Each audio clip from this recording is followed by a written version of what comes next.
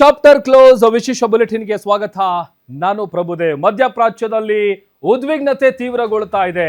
ಮತ್ತೊಂದು ಕಡೆ Dubai airport ಮೇಲೆ ಡೆಡ್ಲಿ ಅಟ್ಯಾಕ್ ನಡೆದಿದೆ. ವಿಮಾನ ನಿಲ್ದಾಣದಲ್ಲಿ ಗುಂಡಿನ ದಾಳಿಗೆ 4 ಗಾಯ ಆಗಿದೆ ಅಂತ ಗೊತ್ತಾಗ್ತಾ ಇದೆ.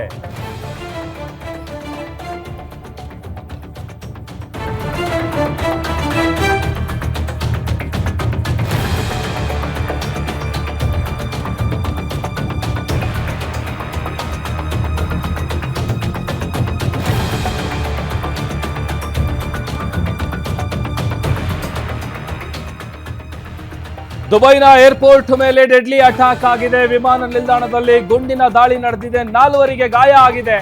ಬ್ಯಾಕ್ ಟು ಬ್ಯಾಕ್ ದಾಳಿಯನ್ನ ಇರಾನ್ ಮಾಡ್ತಾ ಇದೆ.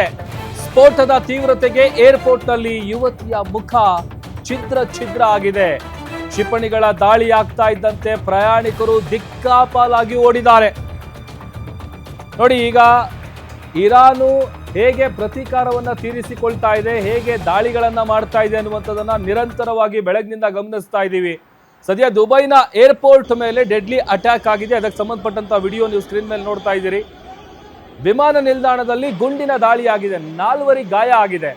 ಇನ್ನ ಸ್ಫೋಟದ ತೀವ್ರತೆ ಎಷ್ಟರ ಮಟ್ಟಿಗಿತ್ತು ಅಂತಂದ್ರೆ ಅಲ್ಲಿ ಯುವತಿಯ ಮುಖ ಛಿದ್ರಗೊಂಡಿದೆ. ಏರ್ಪೋರ್ಟ್ನಲ್ಲಿ ಯಾವಾಗ ಕ್ಷಿಪಣಿಗಳ ದಾಳಿ ಆಗುತ್ತೆ, ಆ ದಾಳಿ ಆಗ್ತಾ ಇದ್ದಂತೆ ಪ್ರಯಾಣಿಕರು ಅಲ್ಲಿಂದ ದಿಕ್ಕಾಪಾಲಾಗಿ ಓಡ್ತಾ ಇರುವಂತ ಸಂದರ್ಭ ನಾವು ಗಮನಿಸ್ತಾ ಇದ್ದೀವಿ. 4 ಜನರಿಗೆ ಗಾಯ ಆಗಿದೆ ಅನ್ನುವಂಥ ಮಾಹಿತಿ ಸಿಕ್ಕಿದೆ. ಬೆಚ್ಚಿ ಬೀಳಿಸುವಂತಹ ಎಕ್ಸ್ಕ್ಲೂಸಿವ್ ದೃಶ್ಯ ಸ್ಕ್ರೀನ್ ಮೇಲೆ ನೋಡ್ತಾ ಇದ್ದೀವಿ. ಬ್ಯಾಕ್ ಟು ಬ್ಯಾಕ್ ದಾಳಿಗಳನ್ನ ಇರಾನ್ ಮಾಡ್ತಾ ಇರೋದು.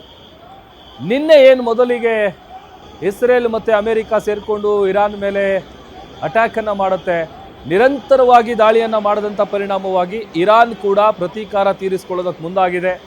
ನಿರಂತರವಾಗಿ 6 ದೇಶಗಳ ಮೇಲೆ ಅಟ್ಯಾಕ್ ಅನ್ನ ಮಾಡ್ತಾ ಇದೆ. ಎಲ್ಲೆಲ್ಲಿ US ಸಂಬಂಧಪಟ್ಟಂತಹ ವಾಯುನೆಲೆಗಳಿದೆ ಅದನ್ನ ಗುರಿಯಾಗಿಸಿಕೊಂಡು ಇರಾನ್ ಅಟ್ಯಾಕ್ ಅನ್ನ ಮಾಡ್ತಾ ಇರೋದು. ಸದ್ಯ ದುಬೈನ ಏರ್ಪೋರ್ಟ್ ಏನಿದೆ, ಆ ಏರ್ಪೋರ್ಟ್ನ ವಿಜುವಲ್ಸ್ ಅನ್ನ ನಾವು ಗಮನಿಸ್ತಾ ಇದ್ದೀವಿ. ದುಬೈ ಏರ್ಪೋರ್ಟ್ ಮೇಲೆ ನಡೆದಿರುವಂತಹ ಡೆಡ್ಲಿ ಅಟ್ಯಾಕ್ ಇದು. ಯಾಕಂತಂದ್ರೆ ಆ ಏರ್ಪೋರ್ಟ್ನಲ್ಲಿ ಎಲ್ಲ ಜನ ಹೇಗೆ ಕ್ಷಿಪಣಿಗಳ ದಾಳಿ ಆಗುತ್ತೆ, ಆ ದಾಳಿ ಆಗ್ತಾ ಇದೆ ಅನ್ನುವಂಥ ವಿಚಾರ ಗೊತ್ತಾಗ್ತಾ ಇದ್ದಂತೆ ಅಲ್ಲಿರುವಂತಹ ಪ್ರಯಾಣಿಕರು ಎಲ್ಲರೂ ಕೂಡ ಹೊರಗಡೆ ಹೋಗ್ತಾ ಇರುವಂಥ ಸಂದರ್ಭ ಕಂಪ್ಲೀಟ್ ಆಗಿ ಆ ದೃಶ್ಯ ಹೇಳ್ತಾ ಇದೆ. ನೋಡಿ, ಆ ವಿಜುವಲ್ಸ್ ನೀವು ಗಮನಿಸಿದ್ರೆ ಕ್ಲಿಯರ್ ಆಗಿ ಗೊತ್ತಾಗುತ್ತೆ ಅಲ್ಲಿನ ಭೀಕರತೆ ಎಷ್ಟರ ಮಟ್ಟಿಗೆ ಇದೆ ಅನ್ನುವಂಥದ್ದನ್ನ.